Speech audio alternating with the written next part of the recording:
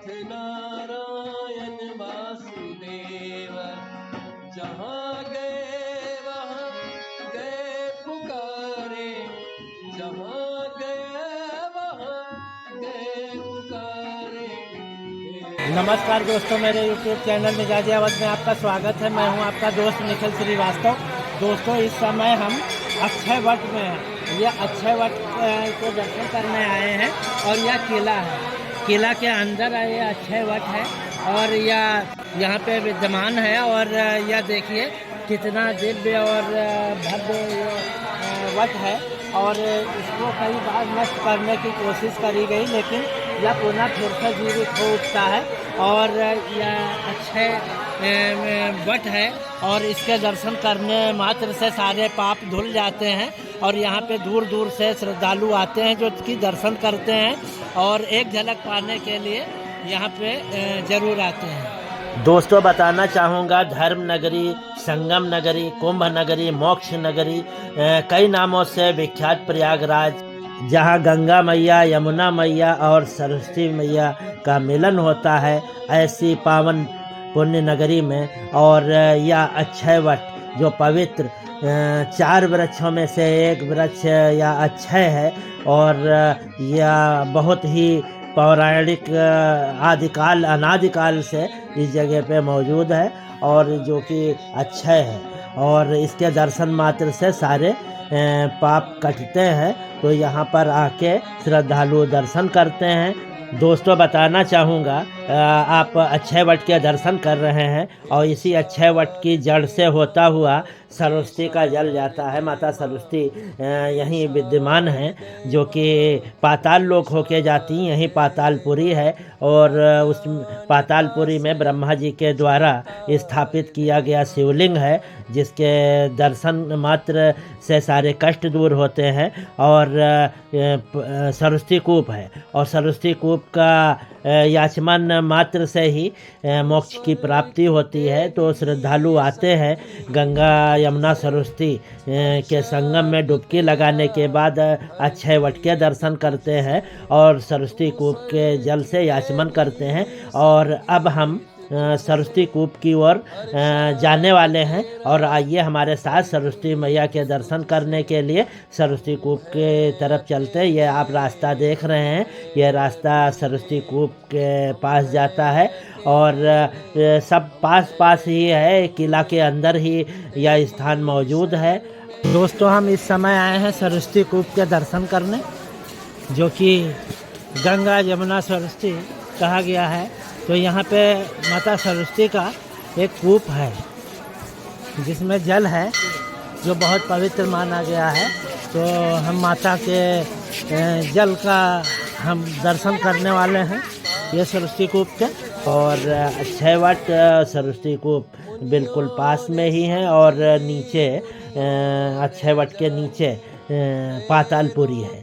तो अब हम इस समय बाहर निकल कर जा रहे हैं। किला के अंदर ही हैं सरस्वती कूप, और सरस्वती कूप में जाकर हम आपको सरस्वती जल के दर्शन कराएंगे, जिसे पाने के लिए लोग लालायित रहते हैं। और यहाँ कहा जाता है कि नवरात्र के दिनों में भी लोग आते हैं और याचमन करते हैं। तो आइए चलते हैं। ये देखिए, ये मंदिर है और इसी के अंदर कूप है और हम कूप के दर्शन करेंगे, जो कि अब ढक दिया गया है। पौराणिक कथाओं के अनुसार कहा गया है कि लोग पहले अक्षय वट के ऊपर से कूप के अंदर छलांग लगा दिया करते थे, क्योंकि मोक्ष पाने के लिए। तो इसलिए कूप को ढक दिया गया। गांव की भाषा में कुआं कहा जाता है और बावड़ी भी कहते हैं। तो यह सरस्वती कूप है और सरस्वती कूप के हम आपको दर्शन कराने वाले हैं। आप हमारे साथ बने रहिए। और दोस्तों, अगर अभी तक आपने मेरे YouTube चैनल को सब्सक्राइब नहीं किया है तो कृपया मेरे YouTube चैनल को सब्सक्राइब कर दीजिए। बेल आइकन का बटन ज़रूर दबाइए ताकि आने वाली वीडियो आप तक सबसे पहले पहुंच सके। वीडियो को लाइक करिए, कमेंट करिए और अपने दोस्तों को शेयर करिए। जो लोग कुंभ में आए हैं, इस जगह पे नहीं आ पाए हैं, तो वीडियो देखकर ही संतुष्ट हों और दोबारा आए। और जो लोग आने वाले हैं तो वह इस जगह पे ज़रूर आए, अक्षय वट के दर्शन करें, सरस्वती कूप के दर्शन करें। और हम अब बिल्कुल पहुंच गए हैं अंदर, और अभी हम आपको सरस्वती कूप के दर्शन कराने वाले हैं। आप हमारे साथ बने रहिए।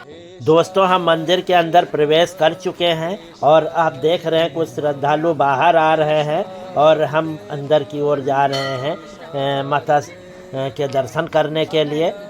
दोस्तों, मंदिर के अंदर जैसे ही हम प्रवेश करते हैं, सबसे पहले राधा कृष्ण मंदिर, राधा रानी के दर्शन होते हैं, कृष्ण भगवान के दर्शन होते हैं। फिर उसके बाद हम आगे जाते हैं और फिर सरस्वती मैया के दर्शन होते हैं, सरस्वती कूप के दर्शन होते हैं। और हम पहुंच गए हैं। ये देखिए, ये सरस्वती कूप है जिसको ढक दिया गया है।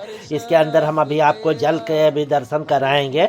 और सामने सरस्वती, ये देखिए, ये पवित्र जल है जो कि ढक दिया गया। इसी के अंदर लोग छलांग लगा दिया करते थे और मोक्ष पाने के लिए। और ये देखिए कितना सुंदर दृश्य आप देख रहे हैं। तो इस कूप के अंदर कोई दोबारा कूद ना सके, इसलिए इसको ढक दिया गया है।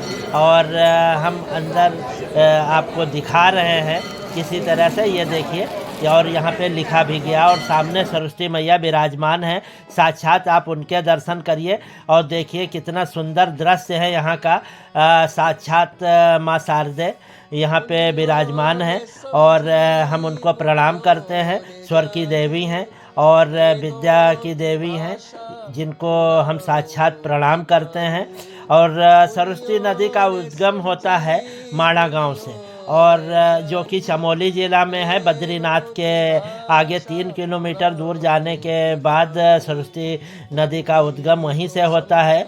और यहाँ गुप्त रूप से आई हैं। और कहा जाता है कि जब महाभारत का लेखन हो रहा था तो सरस्वती नदी का इतनी तेज धारा की आवाज़ थी, भगवान व्यास के आग्रह के बाद भी माता सरस्वती ने अपने वेग की रफ्तार कम नहीं करी। उसका शोर बहुत जोर से था, इसीलिए गणेश जी ने क्रुद्ध होकर उनको श्राप दे दिया था। तो वहीं से वो विलुप्त होती हैं। और यहाँ पे अभी आप यहाँ पे दर्शन कर रहे हैं और यह देखिए सरस्वती मैया साक्षात विराजमान है। दोस्तों, कहावत है कि यहीं सरस्वती कूप की एक धारा जो कि त्रिवेणी में जाती है और वहीं तीनों का मिलन होता। बीच में अक्षय वट है, उसकी जड़ से होते हुए आगे की ओर जाती है और तीनों नदियां मिलती हैं और वहीं पे त्रिवेणी संगम होता है, गंगा यमुना सरस्वती का मिलन होता है। तो यह ऐसी महान पावन पुण्य धरती है। और अब हम बाहर की ओर जाएंगे, ये देखिए इसी गेट के माध्यम से। दोस्तों, 144 साल बाद महाकुंभ का यह पावन पर्व आया है और यहाँ देश दुनिया से करोड़ों की संख्या में श्रद्धालु यहाँ पे जुटे हैं। और यहाँ पे बहुत भयंकर भीड़ है। इससे पहले भीड़ बढ़े, अब हम बाहर जाएंगे और अपने शहर को प्रस्थान करेंगे। और एक नए ब्लॉग के साथ आपके साथ फिर हम हाजिर होंगे। तब तक के लिए अपने दोस्त निखिल श्रीवास्तव को इजाज़त दीजिए। हर हर महादेव, जय गंगा मैया, जय त्रिवेणी। शारदे माँ, अज्ञानता से मुझे तार दे माँ।